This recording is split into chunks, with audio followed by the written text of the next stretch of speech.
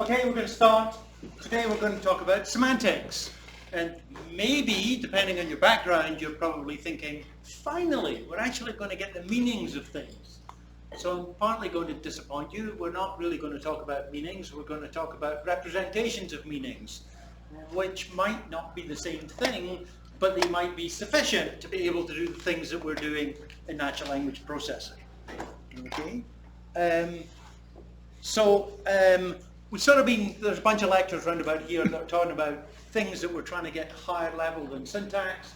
We talked about semantic roles. We're going to be talking about word embeddings. Last week we'll say something about word sense disambiguation.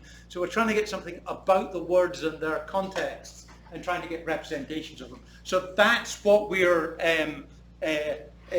doing in a bunch of lectures, both last week and next week. Okay.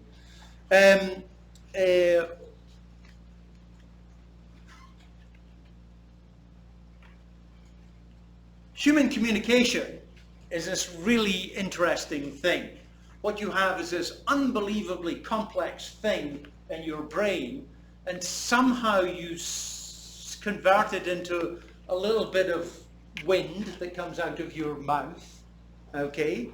And the person at the other end hears the bit of wind that comes out your mouth and then integrates that bit of wind into all the beliefs and understanding that they have. So there's an awful lot of external things in language that aren't actually in the little piece of speech or the piece of text that you sent to your friend.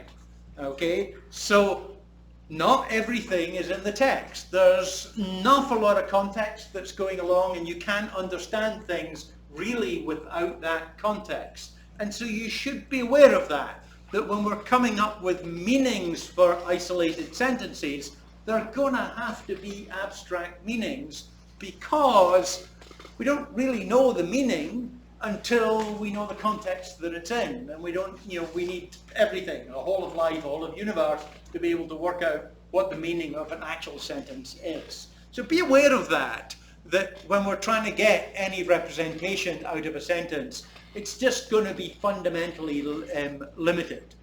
However, there's a bunch of applications that we do, and we sort of pick the ones that we can do this for, where actually getting that limited representation is sufficient to do something interesting. Okay? This might be things like grading assignments. It might be restaurant menus, but restaurant menus, you still need an awful lot of background information to know what it's describing, because there's just a bunch of words, and often the words that appear in the menu are words that you don't know, because many restaurants, especially high-end restaurants, like to use words that sound fancy, and you think, I don't really know what that is. It's probably yet another type of pasta, because it ends in an I, but I don't really know what it is. So I'll just pretend that I know, and I'll ask for the pork rather than say the name that I know I'm not going to get right. Or maybe that's just me. Or learning to use a new piece of software. If you're trying to read some instructions, it's not going to be everything. Okay, yeah, you can go and look it up on Stack Exchange and find out what's actually going on. But you're using an awful lot of external knowledge when you're trying to work out about some isolated single thing. And that's sort of what machines are going to have to do too. Okay? We're going to talk about meaning representation languages. Okay, and that is that we want to get some representation, symbolic representation probably, that is what the sentence means, or can be a substitute for what the sentence means. Okay, it's going to represent some part of the world, so we're going to have the world, and we're going to have this sentence, and it's just one part of the world. Okay, Harrison Ford stars in Star Wars. Okay, it's just a little bit of all of what IMDb has in details about who stars in what movies.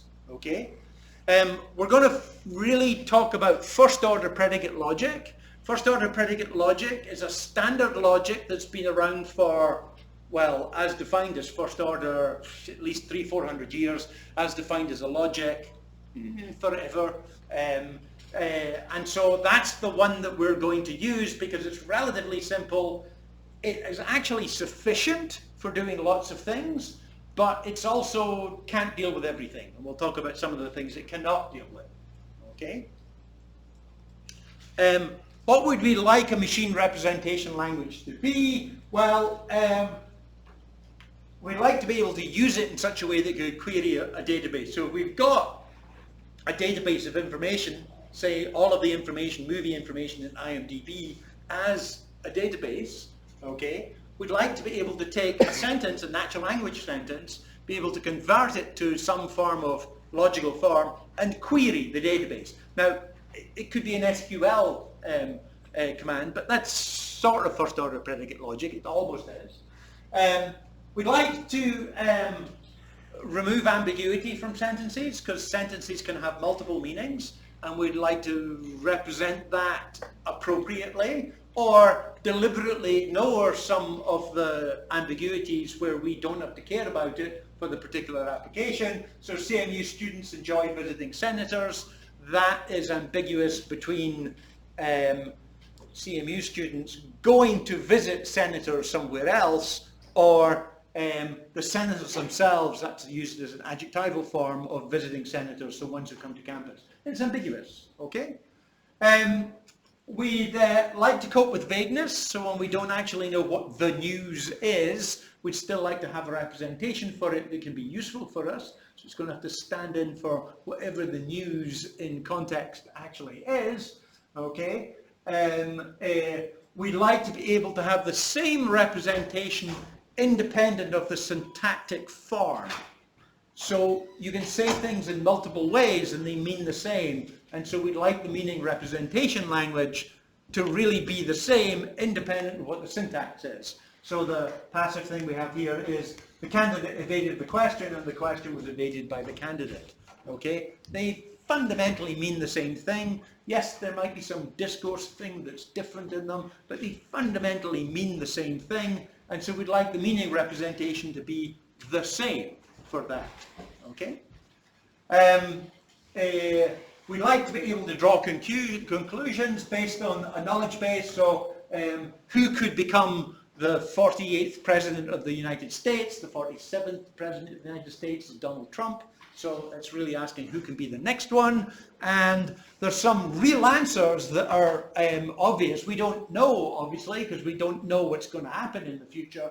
But there's some set of potential candidates, depending on your beliefs, depending on your knowledge of how the Constitution works, that would be valid answers for that, okay? And also if your knowledge of the Constitution is good enough, you'll know it almost certainly will not be me, okay? Because I wasn't born in this country and they have strict things about not having people who look like Dumbledore become President of the United States. I don't think it's written like that, but it's sort of like that. So we want a representation which cares about the things we care about, okay? So as always within this class, we're not trying to deal with all possible interpretations and all possible forms of natural language. We're always caring about a particular application that you're doing. It might be a class of applications, but we want the one that's most appropriate for what you're doing. So we'd like a meaning representation that's sufficient for the things that you actually want to do with it. There's a whole part of philosophy on logic, which actually has been looking at this for thousands of years, okay, genuinely thousands of years, okay, and so we can use that to our benefit to be able to make this search for a meaning representation language significantly easier, okay. We've got specific goals so we can ignore some of the things that happen in philosophy, but also we should not ignore all the things in philosophy because it really is genuinely important to what we're actually doing in the representation. Okay? A model is a simplified representation of the world. Okay? So in the same way that a little plastic model of a spaceship is a model of the actual spaceship. Okay? In the same way that IMDb as holding all the relations of which actors in which movies and which TV shows, okay, that database is a representation of the real world, okay. each element denotes a well-defined part of the model. So if I have a representation, a symbol, Harrison underscore Ford, okay, if I talk about its denotation, it is the actual person Harrison Ford. Okay. In one of the earlier versions of this course, we actually got people to implement models and got people to do the denotation, but that was a bit of a pain because Harrison Ford called us up and says every time one of the students is actually trying to evaluate their denotation function, he has to turn up next to the computer. Okay, that's a philosophy joke, but maybe you don't get it. Okay, but that's what a denotation actually is. It's the actual physical object in the real world. Don't write code that does that because it's really inconvenient to Harrison Ford and others who actually have to turn up.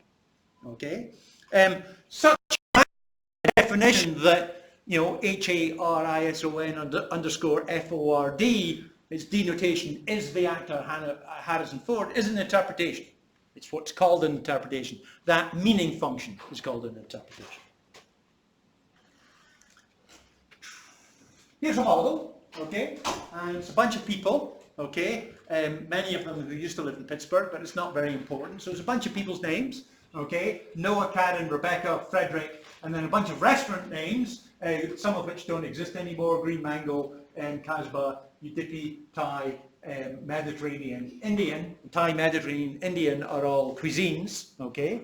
And they have the standard interpretation that you would have when we're talking about English. We're referring to a bunch of people, a bunch of physical restaurants, okay? And a bunch of cuisines, which is a much more subtle thing. It's something that is a type, okay, rather than an actual physical object, okay? We have a bunch of properties, okay, so it lists some of these restaurants and says they're crowded, okay, and they might have also, the restaurants may have other attributes with them, like whether they're cheap or expensive. They might also have physical information about where they are with respect to other places, near CMU, far away from CMU, whatever your definition of near or far actually is, which probably fundamentally depends on whether you drive a car or whether you think the bus is easy to use or not. We can then represent these as a bunch of symbols, okay, that makes it easier for us to deal with in some programming language, so it's often a useful thing to do. So they might be some surface form as Noah, okay, who's a particular person in the real world, or you can give it an interpretation for the real world. So what we can do is then we can then have these English sentences about that domain and try to discover what the first order predicate logic representation is for them, and then find out whether it's true for the particular domain that we're dealing with. Okay, so Karen likes Green Mango and Frederick likes Casbah. Okay, so we can go back and look at the representation and we can try to work out whether likes, so Frederick likes Casbah and Karen likes Green Mango. It's the second to bottom line that actually gives that information. Okay, so that first sentence is true within that model that we've been talking about. It doesn't have to be true within the real world, it's just true within the model that you're actually dealing with. Okay? And Noah and Rebecca are like the same restaurants. I have no idea if Noah and Rebecca are like the same restaurants. Noah, Rebecca, yes, they do. Okay? But it's only one restaurant. And this type of model, this type of simple view is what's often called in semantics, or the use of semantics like this is called truth conditional semantics. Okay, so what we're talking about is there's a particular data set, we're going to talk about true or false with it. We're not going to talk about hypotheticals on this. We're not going to say that Noah says that Rebecca likes Thai food. We're not going to do things like that, okay? Because we don't know what the meaning of says and thinks is. That's not covered by what we're doing, because they're quite hard, because they don't need to be true in the real world. They're just hypotheticals, okay? And so we're only talking about everything having a particular meaning, and a particular meaning being true or false, okay? Which is a very simplistic view of the world, okay? But for some things that we want to do, this is all we need to be able to get something that's out of it. First order predicate logic has got terms that refer to things in the database, like the single letters, so that would be a good definition of terms. It's got consonants, functions, and variables, like Noah, functions like spouse of Karen, that returns the value of whatever Karen's spouse is. It can have variables. We often write these with capital letters, like X, Y, and Z.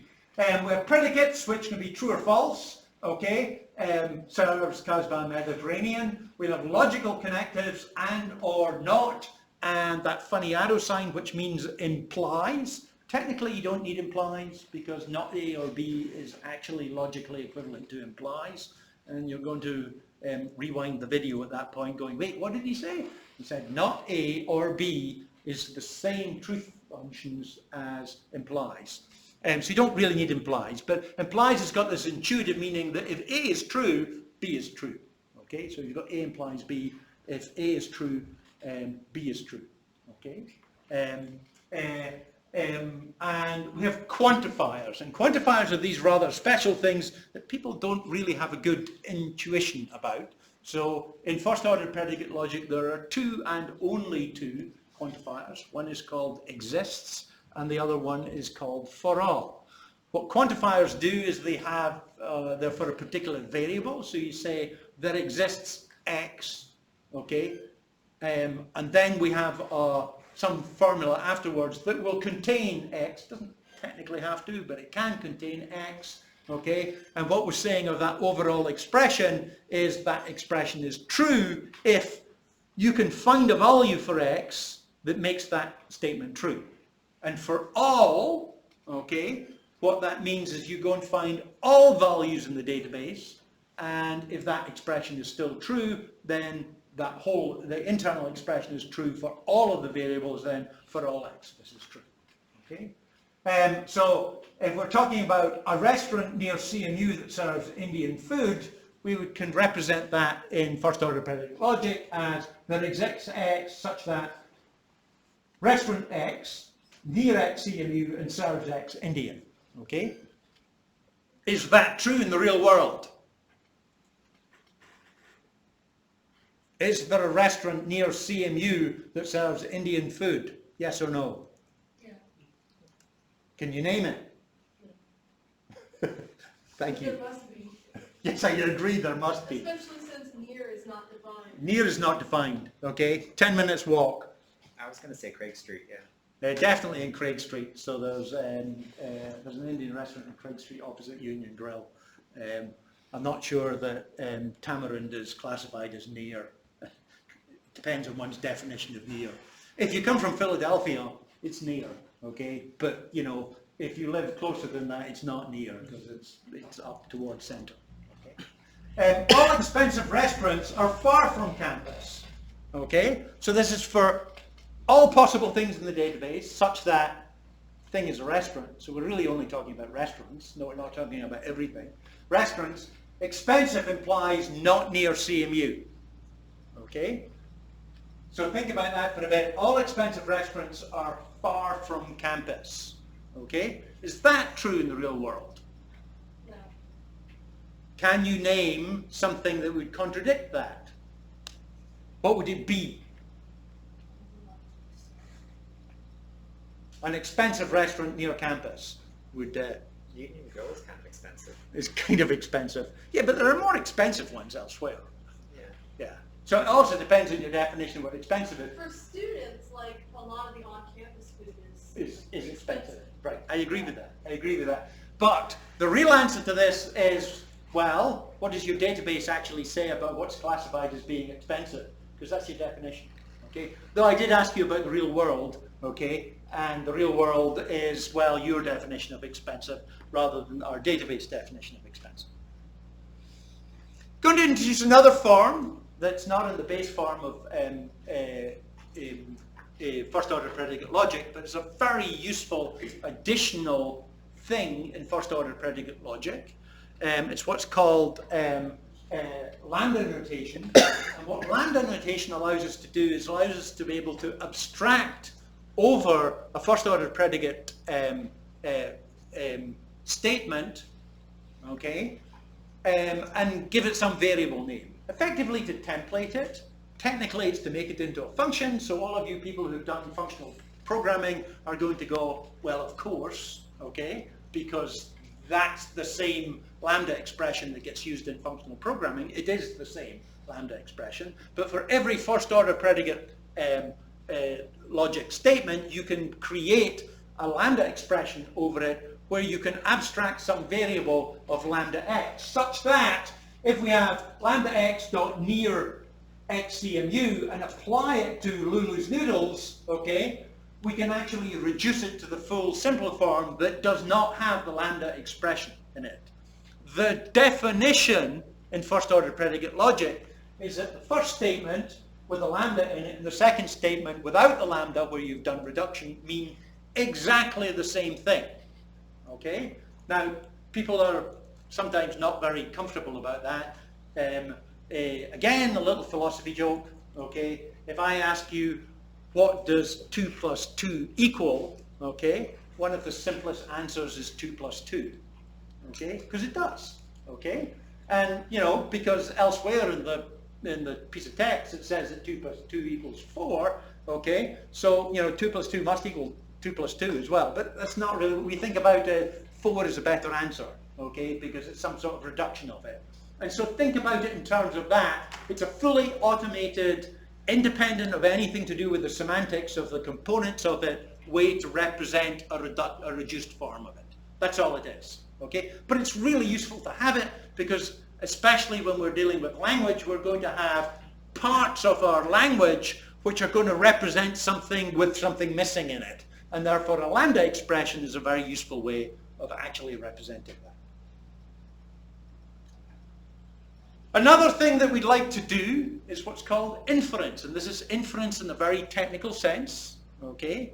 And so, so far we've been talking about examples where we have some representation, we look up to see whether it's true in the database. But if we start having interesting things in the database where we say that, okay, all expensive restaurants are far from CMU, okay, and if that's true in our world, we now have properties about expensive restaurants. And it allows us to be able to ask questions about, is this restaurant expensive and it's near CMU? We can work out that the answer is, it can't be expensive, it's near CMU, because we know that all the expensive restaurants are not near CMU. So we can work this information out, okay? So we have A implies B, okay? What we can say is B true? If we know that A is true, we can actually work out that B is true, if we have A implies B within our data, okay? We can do this two ways. We can do this by forward chaining, that if we know A, and we know that A implies B, we know B is true too, okay? So we could add that explicitly to our data set, okay? Or we could just pseudo add it, that if we look it up, we know it's true. Backward chaining is say, is B true? If you can go and find an A implies B, and you can find that A is true, you know that B is true, okay? This is often called abduction, and there's a programming language out there called Prolog, or there was. Has anybody heard of Prolog? It was the new future for AI in the 1980s, okay? And it isn't. But its underlying as a programming language did exactly this. So basically you would ask it queries about X, and it would go and find if there's something implies X, and if there is, it would try to prove all of the antecedents of it and see whether it's actually true. Both of these inference methods are sound but not complete. These are technical terms, okay? Sound means everything that can be proven true, okay, is actually true, okay, given external definitions, okay? Complete means anything that is true can be proved, okay? And these things are not necessarily the case, because there'll still be things that are true that you can't actually prove with these particular inference rules, okay? But that's usually not a problem, okay? It's like telling you in first year computer science about the holding problem in in computer science, because basically you suddenly discover there's a deep fundamental problem in computer science. You can't tell if a program's going to stop or not. So maybe you shouldn't run any program, okay? Because you don't know if it's going to stop or not. And that's not true. We do perfectly useful things with programs that do stop. We also do perfectly useful things with programs that never stop. Operating systems, or at least they shouldn't stop. At least they're not designed to stop.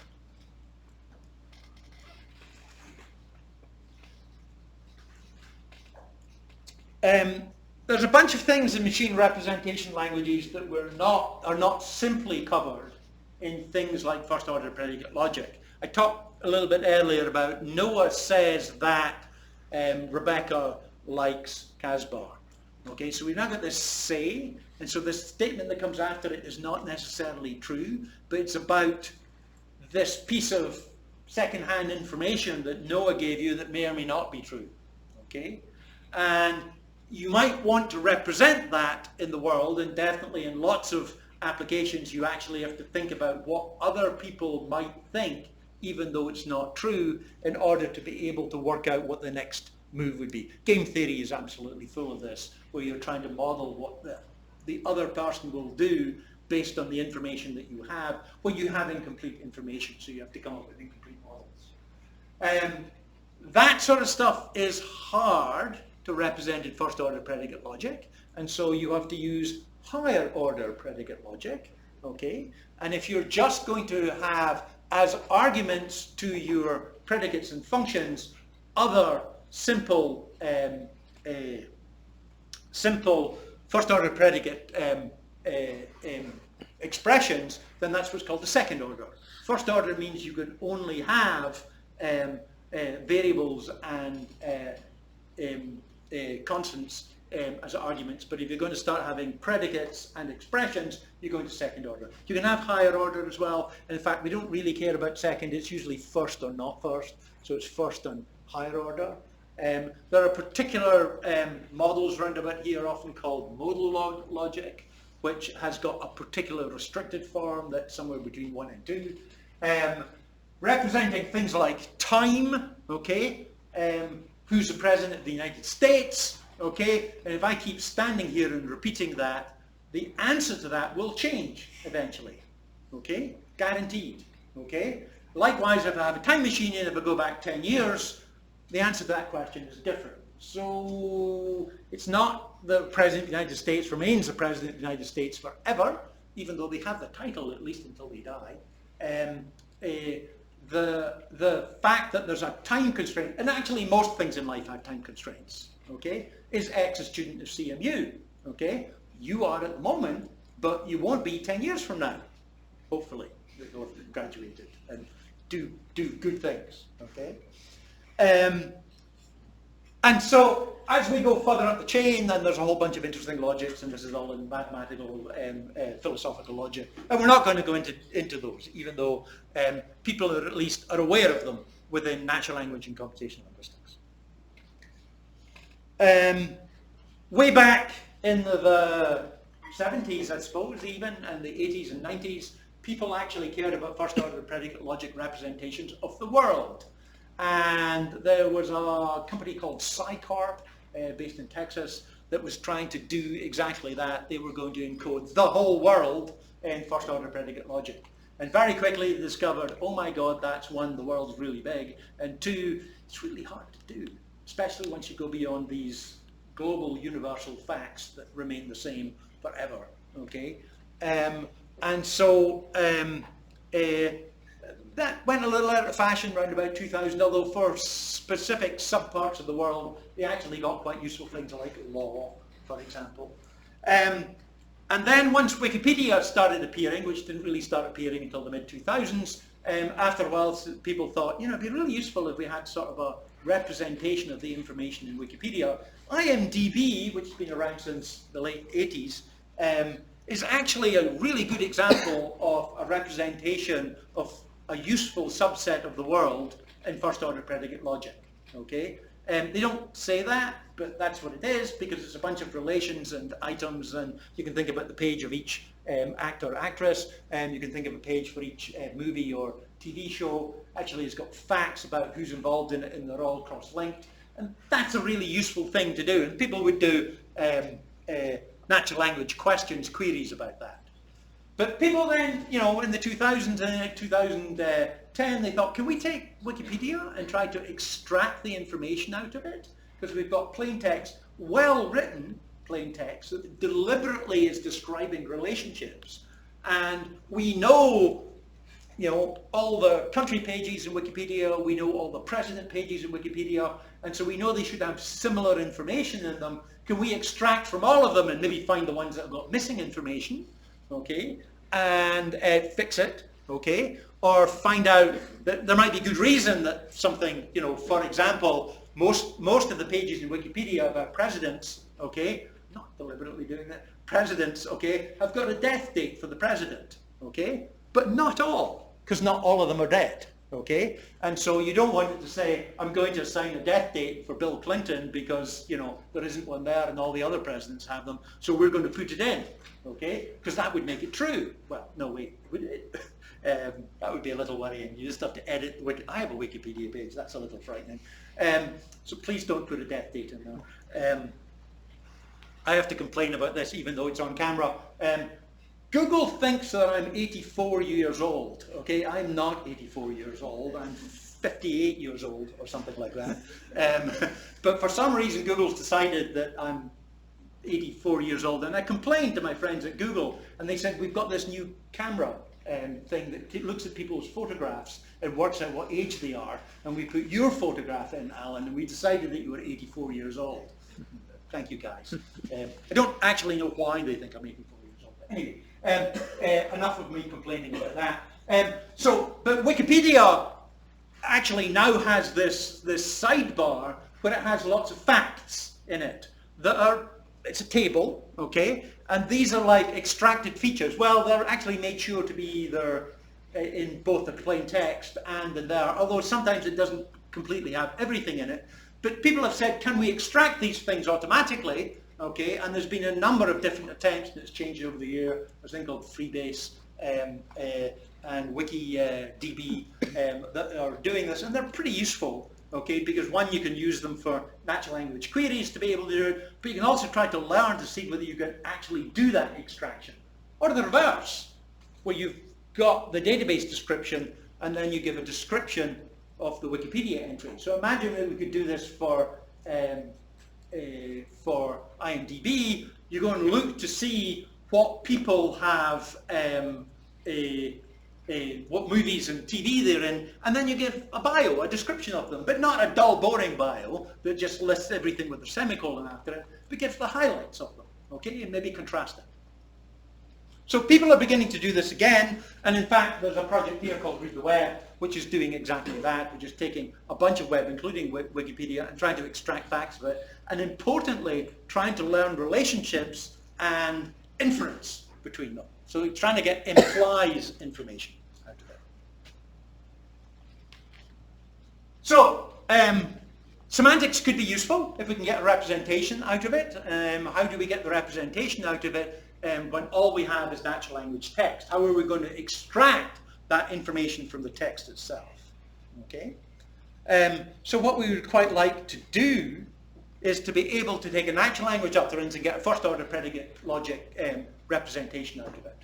Now that's probably going to be incredibly hard in general, but within some particular domain it's probably quite feasible to do. So if I have a weather report, I can probably extract the information out of it and put it in a table about what the temperature was in Pittsburgh today. Probably. Okay? Though, you know, maybe the thing says, the actual report says Pittsburgh has got the highest temperature ever today, and so it doesn't give the temperature, it just says it's the highest. But this sort of thing is really requiring the sentence to have a very literal meaning. Okay? X is the star of Y. While actually in real life, most sentences are not like that at all. Most sentences are much more metaphorical, and usually most sentences are, even when they are talking about facts, they're they have some opinion about the facts. You know, the weather unexpectedly today is warm. It's raining, but it's warm. Okay? So rather than just saying today is warm, there's an unexpectedly in there, which is telling you something about this is slightly unusual, unexpected, and therefore we're telling you this information. And first order predicate logic is pretty useless for doing that sort of stuff, but for raw factual things, it's pretty good. You've probably seen, you know, really cool demos that look impressive about doing things with so-called AI, where somebody says to the system, tell me all the states in North America that have a city less than 1 million population that are on a river that are within 100 miles of the sea. Okay? And you think, that's really impressive. And the answer is, no, that's trivial in first order predicate logic. Okay? And it's much, much easier to do that than tell me, why is Justin Bieber famous? Okay? That's a much harder question. Okay? And more people are asking that question than the other. Okay? I'm not, again, judging anything to do with the examples that I'm giving. Okay? But it's 2 states. Okay? That's not Justin Bieber's answer, it's the other one. Okay? I actually don't know the answer about the state one, so if you look it up, please let me know. But it is assuming a somewhat literal interpretation, and lots of things don't do that. Actually, first paragraph of Wikipedia is quite like that. It really is quite factual when it's talking about it. It has a little opinion, but it's quite factual, because it's deliberately written like that, especially for the major pages. Okay? But this technique of taking a natural language sentence and producing a first order predicate or some meaning representation language, it's called semantic parsing, to distinguish it from syntactic parsing. So the result should not be the syntax tree, the result should be something like a first order predicate logic representation. There's a thing that we would like for this, and it's called compositionality. What we would like is any subpart of the sentence to have a representation which can be combined with other parts of the sentence to form the whole. So in other words, the meaning of the whole is made up from the meaning of the parts. Okay? And although that's sort of true for language, it's sometimes not. Okay? So we have explicit examples like hot dog. Okay? A hot dog is neither hot nor is a dog. Well, arguably a dog is a sausage because it gets used so much in hot dog. A hot dog is a particular type of sausage that you eat at baseball games, so I'm told. Okay? I think it's called that because it's a wiener sausage and there's a wiener dog. I think that's the reason. But anyway, it's got nothing to do with dogs and it's nothing to do with hot. Straw man, okay, when you talk about straw man in an argument, what you're saying is an artificial thing that I'm then going to say is wrong, okay? And it's not actually a man made out of straw, okay? New York is not a New York, okay? York is a town in the north of England, and although New York became a city after York in Yorkshire was founded, because York in Yorkshire is incredibly old, it was at least in Roman times. So New York has nothing to do with New York, okay? In fact, arguably, maybe if there was a bunch of new houses built outside York in Yorkshire in England, that should be New York, okay? But New York is not that, it's just a name, okay? And therefore you shouldn't really decompose it into New and York. That's not going to help you in understanding it, okay? So there are a few things like that, but there are also things that you join together don't quite do that. Although, sometimes it works. The fundamental thing that we do here really is we parse a sentence and get a parse out of it, and then we try to put the bits together to try to form what the actual meaning actually is. So let's try to do that. Okay. So here we have a very simple sentence. Okay. No one likes expensive restaurants. Okay. And then we have a first order predicate representation of the same thing, the same meaning, okay? For all x, such that restaurant x and expensive x likes Noah x. So Noah will like the thing that's expensive and a restaurant, Okay?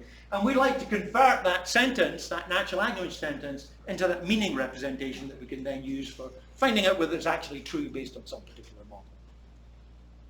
Okay? So we have to come up with representations for each of the lexical items that we've got there. Okay? And so what we could actually say, well, we could care about these things with respect to their part of speech class, because the part of speech class, they probably have effectively the same representation. So for proper nouns, our representation for the word Noah is the word Noah. Well, no, it's actually the symbol Noah rather than the word Noah, okay, whose denotation of Noah, okay, is the guy who built the ark 5,000 years ago. Actually, I'm pretty sure who did this slide was Noah Smith, and it really means Professor of Natural Language Processing at UW, I suspect. But you never know. It might be the other guy. Likes, okay, likes is a verb, okay, and what we'd ultimately like to get out of it is a predicate that takes two arguments, but we don't know what the argument is when we're just looking at the word in isolation. And so what we can do is we can template it with a lambda function and say there's going to be a likes xy, but there's going to be a y and an x that we get added to it, and we don't know what they are yet, but during our processing we're going to fill that bit in. So we're going to make this template and end up with a lambda, a lambda f and a lambda x, and well, we're saying for all x, some function x likes that. Oh, so we're actually doing this properly. Sorry, I should read the slide before I try to explain these things. So likes, because we know that likes is going to be uniform in the real world, okay, we're actually having likes expand to a for all x for some function, okay, whatever that function is implies likes xy. Expensive, okay, is going to be an attribute on something, so we again abstract that to say lambda x is expensive x, okay, and a restaurant is going to be also an attribute on things, the same thing, okay, that is lambda x restaurant x. Okay, so these are base forms that we could actually introduce.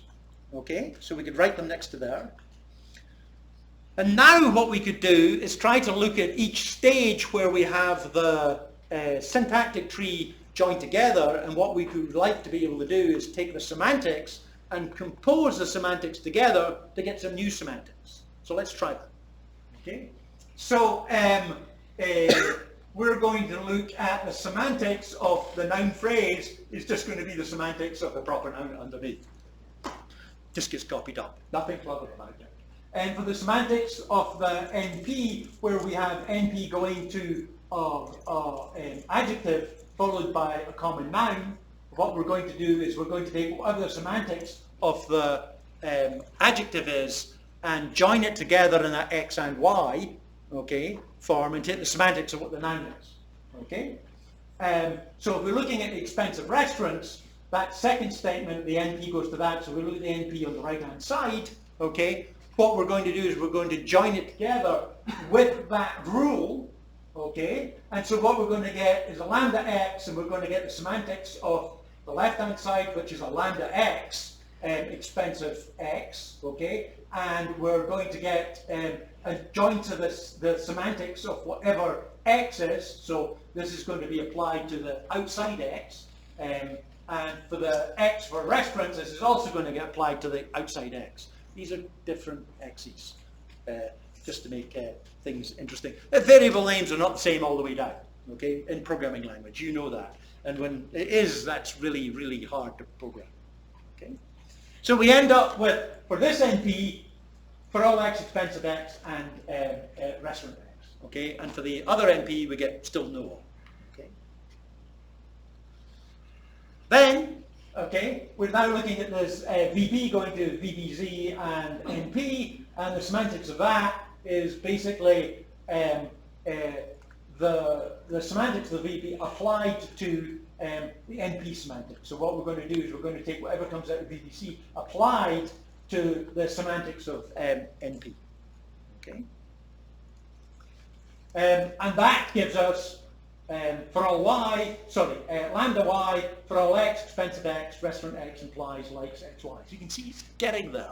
Okay? Even though we selected these things at the beginning seemed a little weird, when we actually join these two things together with a pretty simple algorithm, you end up getting towards the semantics that you want. And the last stage for the S goes to NP VP, we basically are going to apply the semantics of VP to the semantics of the NP. So we do that, and so we're going to get lambda y for all x something something something applied to Noah, and if we do that, we'll end up with the representation that we want at the bottom. Okay? Yeah. I'm a little bit unsure about the first step when you apply JJ to NS the semantics. Like, how do you apply to line? Like, how do you apply line to lambda to get a lambda? Well, so you've got a thing, a lambda thing, and you're applying it to a lambda thing. The x in the lambda gets replaced with all of that argument, independent of what it is. Right, so you should have like an expensive algorithm. Should have a. You should have like expensive, and I think the parentheses under the lambda. So what happens here is that expensive and restaurant, okay, is treated as a single expression, okay? So you can think about there being brackets around it. There are not enough brackets on this slide, okay?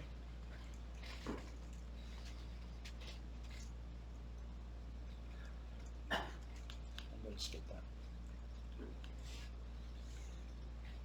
that. But life's not as simple as that. It never is as simple as that. Okay, it works for that example, and it will work for examples like that. But often we do things more complex than that. In fact, natural language is just not as nice as that.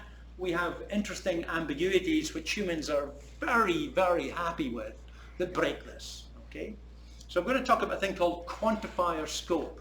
People used to do their PhD in this, and now we sort of ignore it, and we sort of ignore it because it's not a problem yet, but when we start trying to do real inference from information that we're getting by techniques like this, you will have to do it. Otherwise you'll be absolutely confused, and the things we build will do unbelievably stupid things, and I'll show you what I mean by that in a minute. Okay? Every man loves a woman. It's a standard example that gets used in natural language semantics forever, okay, has two meanings, okay, and the two meanings that we want to highlight, that there is a particular woman in the world that every man loves, okay, and the other one is that for every man there is some woman, it's not the same woman that all the men love, but it's a different woman, probably, okay. And this can be easily represented in first order predicate logic by changing round the quantifiers. Okay? If we do at the outside, one particular woman, there exists X, such that for all men, that man loves that woman. Okay? That's the one where there's a single woman. And if we do the other one where we have for all, okay, and then put the which is the top one there, and put the exists further down, then you get the other reading. Okay? Most people will interpret every man loves a woman as being the generic one and not talking about the single woman. Okay? Now, a lot of jokes, okay, are based on confusion to do with that particular ambiguity. Okay? Did you know that in America, every 5 minutes, a man gets knocked down by a vehicle? Okay? And he's really annoyed about it. Okay? Which is not funny. But it shows the joke. The intention is that when you talk about the man gets down, you think it's a different man, because it can't really be the same man. But we say he, so we immediately collapse it to mean one and only man. See, we explain jokes that are even less funny. But you end up with one man, and he gets up and gets knocked down, gets up and gets knocked down every 5 minutes, which would not be fun. Okay? I think we can probably agree with that. Every man loves a woman is fundamentally ambiguous, but you might go, oh, you're just looking at things that are not important. But here's a bunch of sentences where one or other of the reading is utterly obvious, okay? And the other reading is either funny or, no, you can't do that, okay? So we have the statement, a seat was available for every customer. It's this one down here, okay? So for all 10,000 customers in my company, that's their seat. They're going to be pretty annoyed about that, okay? So if an airline says a seat was available for every customer, they don't mean the one seat that's on the plane, okay? It means multiple seats, okay? While a toll-free number, oh, this is an old example, was available for every, so let's make it a little bit more modern and say a website was available for every customer, okay? And so you're going to get CNN 1001, you're going to get CNN 1002, you're going to get CNN 1. No, that's not what it means. It means there's a single website, okay, and anybody can go to it. So it's the opposite of the single seat, okay? It's like the first one there's multiple seats and the second one there's a single one, okay? But it's a little bit more complex than that, because if we look at the next one, it says a secretary phoned up each director. Do we mean one secretary? Or do we mean multiple secretaries? Or do we mean the 3 secretaries phoned up the 12 directors? It's not specified. And in some sense, it's not important to the meaning of the sentence. Okay? So maybe you don't need to represent it, because the amount of ambiguity that's in that sentence is way more than you ever want to care about. Well, maybe not. Maybe if you're the secretary and you have to do the phone calls, you would actually care about it. Okay? A letter was sent to every customer. I really like that. So you receive this letter from the bank and it says, thank you for banking with us. We've given you a credit of an extra $10. When you finish reading this, please send this on to Mr. Smith, who lives in Oak Avenue. Oh, okay, so I'll send it on to Mr. Smith, and then the letter is sent to each customer. No! Okay? People have worked about this problem, seeing if you can identify what's going on, and it's surprisingly hard because we have intuitions about it. In fact, often we don't care, okay, which is quite important, and often we really, really, really care, and it's one meaning and absolutely not the others.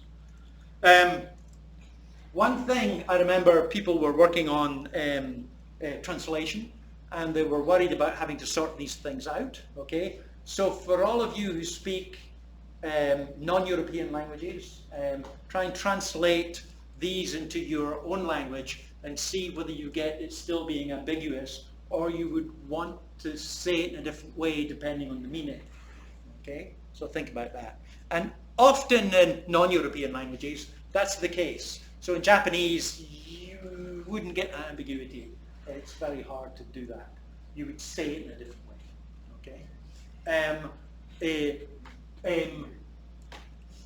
However, when we were doing translation, this was some time ago, people noticed that the ambiguity in English is exactly the same ambiguity in German.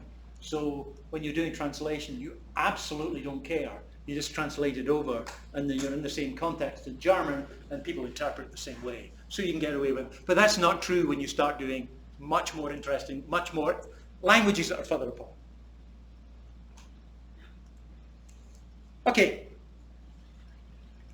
So far in this course, we've been talking about various forms of grammar based on S goes to NP, VP, and a whole bunch of rules. We've never really told you where these rules come from. Well, we did. David told you about it. We then tried to get them from tree banks, and the tree banks have a whole bunch of rules. We're trying to get probabilities for it. There's another form of syntactic analysis, which is quite popular. It used to be really popular in the 70s and 80s, and then people sort of forgot about it, and it's become much more popular again. Here is the grammar of all English. Okay, this is it. Okay, there are 5 rules. That's it. Okay, and we don't need any other rules. So why are we caring about the other stuff if we can do this with 5 rules? And this is why it's become popular again. Of course, there's a catch. Okay, and the catch is it's much more complex when we look at the lexical entries. So we've moved the complexity of the grammar out of the grammar rules, okay, and we've moved them into the lexical form. So we only have 5 basic forms, and actually, you know, the first 2 are almost the same. There's just a forward one and a backward one, okay. One of the things you have to be aware about in grammar processing is that the way the grammar rules get written are somewhat dependent on the computer technology that was available at the time that it was made. So this was made when ASCII text was really the only thing that we have. The slashes that are there are really important, okay? The slashes are directional. There's a forward slash and a backward slash, and it really means something, okay? So that's the first thing you have to be aware of, because it's not obvious nowadays about that, especially as almost all computer programs try to conflate them together if they're trying to do path names under Windows versus Linux.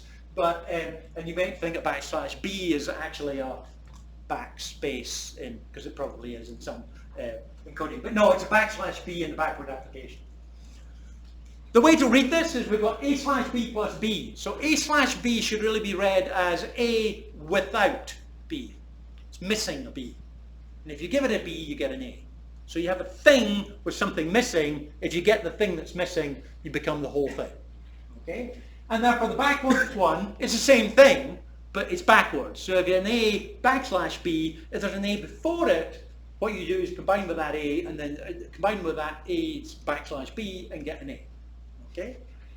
Forward composition, okay, is this thing where if we have an a/b plus a b/c, we can join these together because we've got two b's, but we're still missing a c. Okay, so we end up with a/c. Conjunction is when we've got some form of joining things together. We've got an a and a b. What we do is we join these together to get a new a. Okay, the semantics. And type raising is typically best described as complete magic. Okay, actually it's not, and it's a fairly standard mathematical thing that you would do in something like category theory or in functional programming, but why we need it is not immediately obvious. Okay, what it allows us to do is to actually go inside the representation, play with it a little bit, and get another representation which means the same thing, that we can then actually do simplification afterwards where everything works out. This is why I think it's magic. It's not really magic, but you know, and I won't actually be giving examples of that. So here's CCG, combinatorial categorical grammar, often just called categorical grammar. A simple example of John likes Mary. Okay, so I'd say what their part of speech tags is, so the fundamental form. So for John and Mary, they're simple NPs.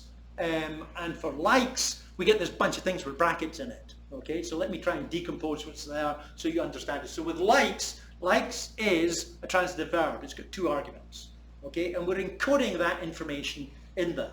Okay, and so what we're saying is that there is an s/np, so there's going to be, it will be an s if I get an np from before it, and that whole thing will be there if I get an np afterwards. So the /np at the end means I will become the thing before the slash if I get an np. So let's have a look at the example down here. So if John likes Mary, let's put in the part of speech tags for them. Let's look at how we join likes and Mary together. So Mary is an np and likes is this thing /np. Okay, we can join them together with a forward application that we end up with s/np. I've removed some brackets. Okay, and now with that s/np, I can find and join with an np that came before it. Okay, and then get an s overall. Okay, thanks. Simple, actually works. Here's a more complex one. Okay, the old man kicked a ball in the park. Okay, we've got to have the representations for kicked as before. In is this thing that's got nothing but NPs in it. It's like it wants an NP to join together with join with another NP to give you another NP, because that's what a prepositional phrase, at least a nominal prepositional phrase is. And this all joins together and gets really good. Okay, and it's very simple. Again, what we're doing is we're pushing the complexity into the lexical entries and taking it out of the rules. But hey, that might be easier. Okay. Oh, but what about semantics? Okay. Well, we just have to modify the rules a little bit and say what we do from the syntax side and what we do from the semantic side.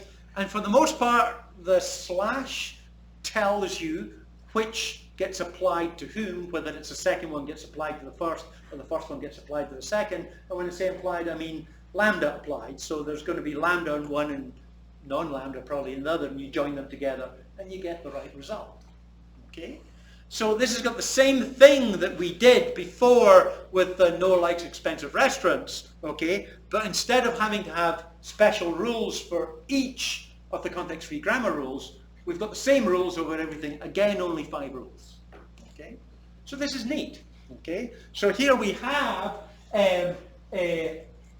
something as simple as John walks, and what we have is John is represented by NP and J, being that semantics, and walks has got the same thing, it's backslash NP, and we have lambda x walks, and then if we go John gets applied to walks, what we do is we use the backwards combination, and so we get the backwards, and then we're going to get the individual parts where we get S lambda x walks x gets applied to J, and we end up with walks J.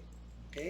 Now, yes, I'm picking the examples that work, okay, but it still works almost all the time. It also does a whole bunch of things that are next to impossible in standard grammatical forms, like quantifier scope, okay, which is really hard to do elsewhere without having external methods to be able to do it. So, categorical grammar is your friend. It's the most interesting way to do language. Why haven't we been telling you about this beforehand?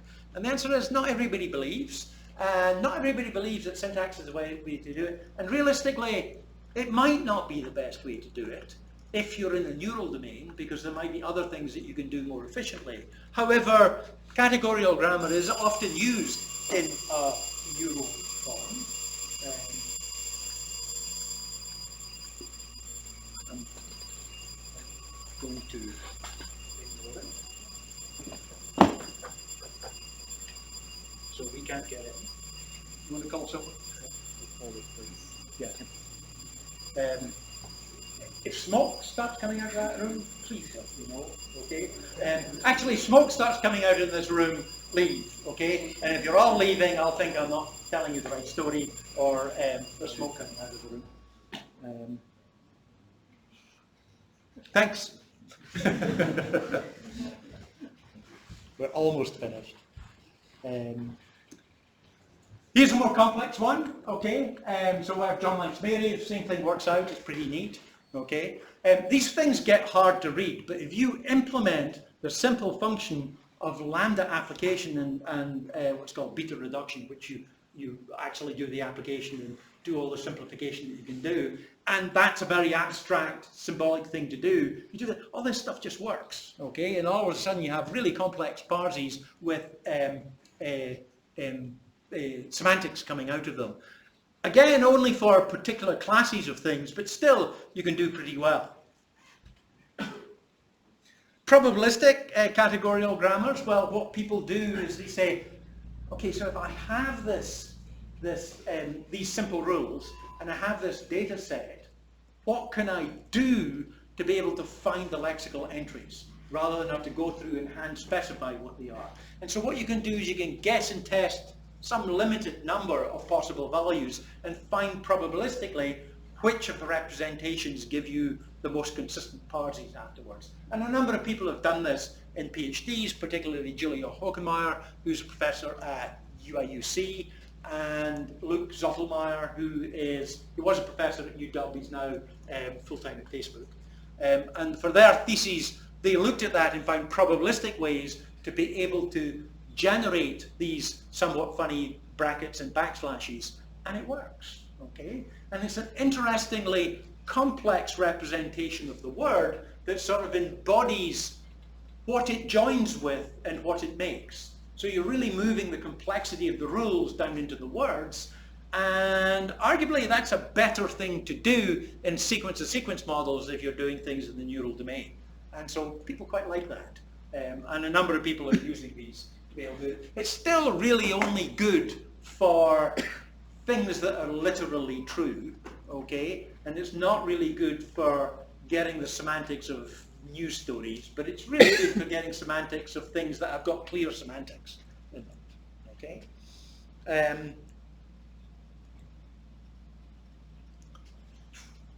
Oh yes, semaphore. So there are other ways to try to get these, and there was a student here a few years ago, Dipanjan Das, who's now at Google brain. He came up with this idea of like, well, maybe what we should do is to try to get these rules so we have to associate every grammar rule with some sort of semantic rule. And he said, well, maybe we can discover those automatically by looking at something like FrameNet. FrameNet allows you to look for particular verbs and find out what arguments they might have. There's lots of examples, but there's a somewhat limited set of examples. So you take all of those, choose them all, you then parse a large amount of data, and you find out which of these frames were the most common ones that were actually used in order to be able to find consistent results. And so you can choose which rules are most likely semantic rules that go with syntactic rules. And Semaphore is a good example of something that does this. It's been continually developed since Panjan graduated here at CMU, and a bunch of people have done it both here and at UW after Noel moved. And it works pretty well if the verbs that you're dealing with in your domain are in FrameNet and are being treated properly. If you don't have the right verbs, it doesn't work very well. Okay, so in certain domains it does pretty well. So it does pretty well in Wall Street Journal because Penn Tree Bank. Okay, and there was extensions to be able to do things in some standard forms of dialogue systems. Vivian Chen did that as part of her PhD thesis. So it works quite well. So for example, if you maybe wanted to get a logical semantic representation of Wikipedia entries, it might be an interesting thing to do if any of you are thinking about doing that at the moment. And so go and have a look at that code. It is available to be used as a process, and so it might be something that's worthwhile. If you end up having verbs that are outside its knowledge, it really doesn't work very well. Okay, so you have to see whether it works for your domain or not. That's the last slide. Okay, so that's it for semantics today. Okay, thank you.